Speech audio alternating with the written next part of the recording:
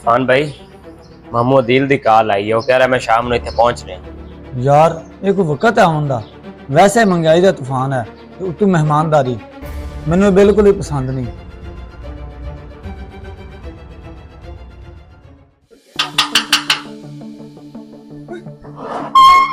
अस्सलाम वालेकुम मामू जी, की हाल है? आओ जी, आओ मामू जी, आओ। वालेकुम सलाम। और बेटा सब खैर खैरियत है? शुक्र अल्लाह दा मामू, तुम सुनाओ, घर बार सारी खैरियत है? अल्हम्दुलिल्लाह अल्हम्दुलिल्लाह सब खैर खैरियत है। अस्सलाम वालेकुम इरफान बेटा, की हाल ने? वालेकुम सलाम।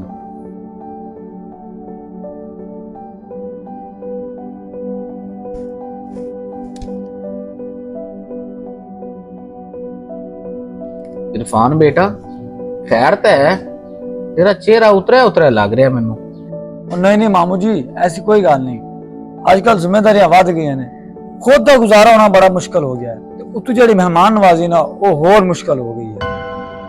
इरफान भाई, अब्बा आंदा हुंदा सी भी मेहमान आधा रिजक लै दे आंदा है। मेहमान नू नाराज करना एवें किवें आपां आप दे रब नू नाराज कर रहे हैं।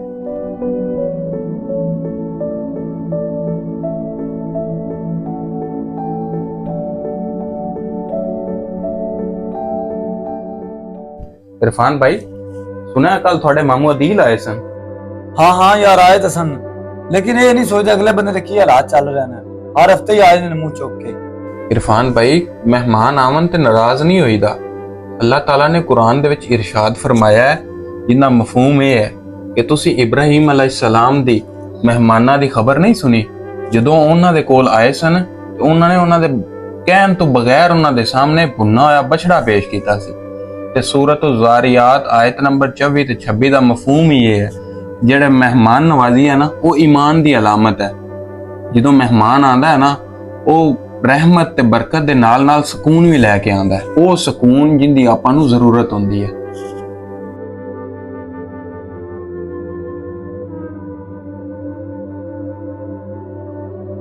वाकई यार बस सच कहना आना सी कि मेहमान अपना रिजक लैके आंदा है ते साडे दिल दी तंगी ते गुरबत नू नाल लै जांदा है।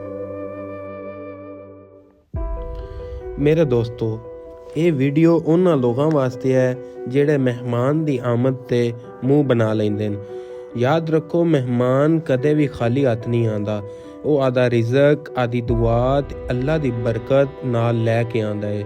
ਜਿਨ੍ਹਾਂ ਘਰਾਂ ਦੇ ਦਰਵਾਜ਼ੇ ਮਹਿਮਾਨਾਂ ਵਾਸਤੇ ਖੁੱਲੇ ਰਹਿੰਦੇ ਨੇ ਉੱਥੇ ਅੱਲਾ ਦੀ ਰਹਿਮਤ ਦਾਖਲ ਹੁੰਦੀ ਹੈ ਤੇ ਜਿੱਥੇ ਮਹਿਮਾਨਾਂ ਨੂੰ ਨਾ ਪਸੰਦ ਕੀਤਾ ਜਾਂਦਾ ਹੈ ਉੱਥੋਂ ਬਰਕਤ ਖੁਦ ਬ ਖੁਦ ਚਲੀ ਜਾਂਦੀ ਹੈ ਤੇ ਜਿੱਥੇ ਖੁਸ਼ ਦਿਲੀ ਨਾਲ ਮਹਿਮਾਨਾਂ ਦਾ ਇਸਤਕਬਾਲ ਹੋਵੇ ਉੱਥੇ ਸਕੂਨ ਹੀ ਸਕੂਨ ਹੁੰਦਾ ਹੈ।